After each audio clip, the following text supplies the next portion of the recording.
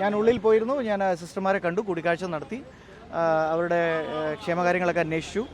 അതുപോലെ തന്നെ കുട വരുന്നുണ്ടോ?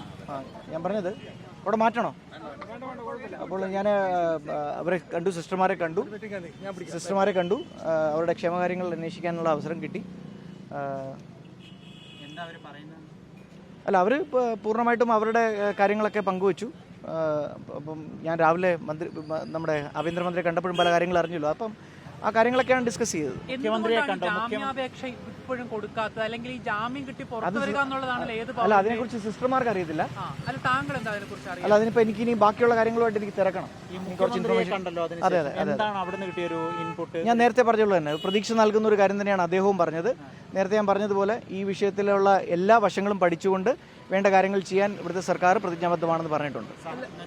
നമ്മളോട് സഹകരിക്കുന്നുണ്ട്. തീർച്ചയായിട്ടും നമ്മൾ ആഗ്രഹിക്കുന്ന പോലെ തന്നെ ഒരു നല്ല ഇടപെടൽ ഇവിടുത്തെ സർക്കാർ നടത്തുന്നുണ്ട് ഈ കാര്യത്തിൽ. ഒരു കാര്യം കൂടി, ഇപ്പൊ കന്യാസ്ത്രീകൾ ആരോഗ്യം എങ്ങനെ? കന്യാസ്ത്രീകൾ അവര് അവര് ഇപ്പം അത്യാവശ്യം സന്തോഷവതികളായിട്ട് ഇരിക്കുന്നത്, ജയിലിലുള്ളവരൊക്കെ ആയിട്ട് അവർക്ക് ഒരു അത്യാവശ്യം ഒരു നല്ല കുറച്ച് കാര്യങ്ങൾ എന്നോട് പങ്കുവച്ചിട്ടുണ്ട്. പക്ഷെ അവർക്കിപ്പം ആ കാര്യങ്ങൾ എനിക്ക് കോട്ട് ചെയ്യാൻ പറ്റത്തില്ലല്ലോ ഇവിടെ. ഇല്ല, അവർ പറഞ്ഞു വന്നിട്ട് കാര്യങ്ങളുണ്ട്, അവിടെ സംഭവിച്ച കാര്യങ്ങൾ നമ്മൾ പൊതുസമൂഹത്തിൽ കണ്ട കാര്യങ്ങളൊക്കെ തന്നെയാണ് അവർ പറഞ്ഞത്.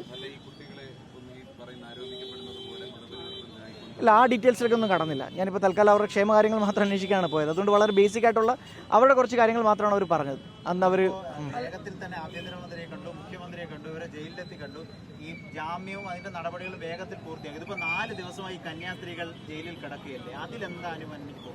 ഞാൻ പറഞ്ഞതല്ലോ, ഇത് ഒരു ലോയുടെ കോഴ്സ് എങ്ങനെയാണോ അതിനെത്രയും സ്പീഡപ്പ് ആക്കാൻ എന്തൊക്കെ ചെയ്യാൻ പറ്റുമോ അതെല്ലാം ചെയ്യാൻ പറ്റുള്ള കാര്യങ്ങൾ ഞങ്ങൾ ശ്രമിക്കുന്നു. താങ്കൾക്ക് നിയമപരമായ കാര്യങ്ങൾ കുറച്ചൊരു അറിവുള്ള വ്യക്തി കൂടിയാണല്ലോ. ഒരു FIR ഇട്ടാൽ അവർ ജുഡീഷ്യൽ കസ്റ്റഡിയിലാണെങ്കിൽ ജാമ്യാപേക്ഷ കൊടുക്കുന്നതിന് ഒരു തടസ്സവുമില്ല, പക്ഷെ അത് ഉണ്ടാകുന്നില്ല. അല്ല, അതിന് പല കാരണം. അത് ഇത് സർക്കാരിന്റെ ഭാഗത്തുനിന്നുള്ള ഒരു ഇടപെടലല്ല പറയുന്നത്.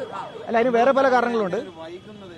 അല്ല, വൈകുന്നത് അത് സർക്കാരിന്റെ ഭാഗത്തുനിന്നുള്ള ഒരു വൈകലോ മറ്റു കാരണങ്ങൾ കൊണ്ടുള്ള വൈകലൊന്നും അല്ല. അത് വേറെ ചില കാരണങ്ങൾ കൊണ്ടുള്ള അതിന്റെ ടെക്നിക്കൽ പ്രോസസ്സ് കൊണ്ടുള്ള വൈകൽ മാത്രമാണ്. പക്ഷെ അതിന്റെ പ്രോസസ്സ് എത്രയും പെട്ടെന്ന് ഉണ്ടാവും. നാളെ കൂടി തന്നെ ഈ ജാമ്യാപേക്ഷ കൊടുക്കാനുള്ള ആലോചനയുണ്ടോ? എത്രയും പെട്ടെന്ന് ഉണ്ടാവും. ഞാൻ ഇന്ന് വൈകുന്നേരത്തുള്ള അതിനെക്കുറിച്ച് കൂടുതൽ അപ്ഡേറ്റ്സ് തരാം.